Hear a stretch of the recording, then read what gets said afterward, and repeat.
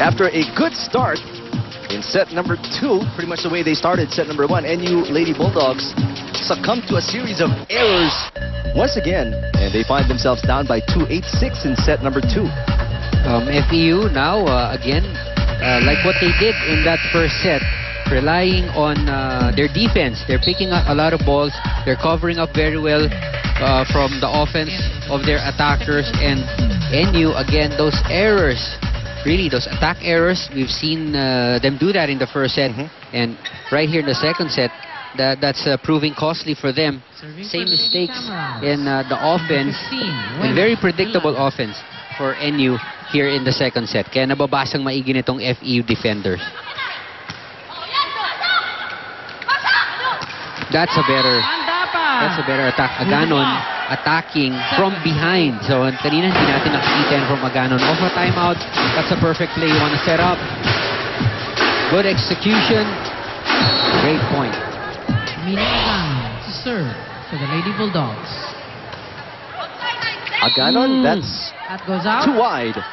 FEU as she gives NU a 2-point advantage. Sayang, after that great back set, back hit, you send it out in the serve, so that totally cancels out that great play. Dadang barely getting the hit. Combination with Mandapat. Vargas with all that power.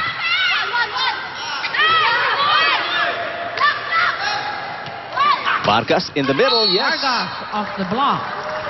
10. Nice reception by Agno, the libero. That set up a good set for Giselle, and look at that. Vargas combination in the middle. Perfect height and distance from the net. And that's, you know, maganda yung pinoint out mo dun, Doc, ano, na yung reception, that really brought it together. No? Yung first touch ni Agno, napadali yung buhay ni Giselle C, which allowed her so many options, and she chose the right one. That's true.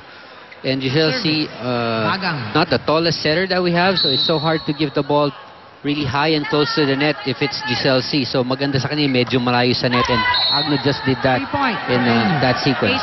Because you clearly can see yung difference ng pressured setter na nag-ahabol ka sa bola kesa sa relax sa pag-pick up mo sa bola. And you can choose from so many ways on how to attack. That's true. There you take another look at that. Yung ganda ng reception. Simple yung pagtayo, hindi ganun kaharas si Giselle C to pick it up. Remember in the first set, we pointed out Rojas is a left-handed spiker. Look where she's coming from this time. Sa gitna siya galing. Unlike when she came from the outside, going to the middle, being a left-hander, mahirap yung dating ng bola. Pero ito, hinahabol niya yung bola because she came from the middle, going left. So they adjusted. Great adjustment from Rojas and C. So everything perfect and going the way of FEU. There are some points coming the way of NU, but they are far and few between here in set number 2. That's why FEU enjoying a 3-point lead. 9, make that 13. 3 for FEU. 9. 13-9. Coach Francis Vicente. I don't know, is that a smile? Let me see. No? I don't think so. 13-9, sayang. After a good play, what do they do? They really waste that. Yeah, with the service error. Service error pa, no? Eulalio hits it out. Lucky break as there's a touch. Ball, says the referee. Nasa ilalim si Gwyneth Eulalio that time, ano? That's why she was a little surprised as well. She was under the ball here. Ayun, yung right hand. Sharp eye by our officials here today. 14-9. Now it's a 5-point lead for FEU, the biggest in the set so far.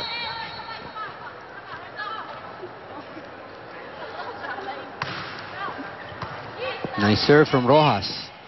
Underhand set by Salibad. And not a solid contact from Andrea Marzan and the ball that time. Marzan on your screens has missed out on 2 tries.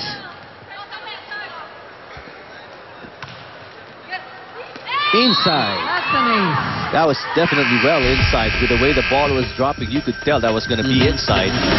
16-9, a 7-point lead by FEU, courtesy of a 2-point stretch coming from the serve of Major Rojas. She's beautiful. Monday, Tuesday, Thursday, Friday, 8 p.m. So Studio 23.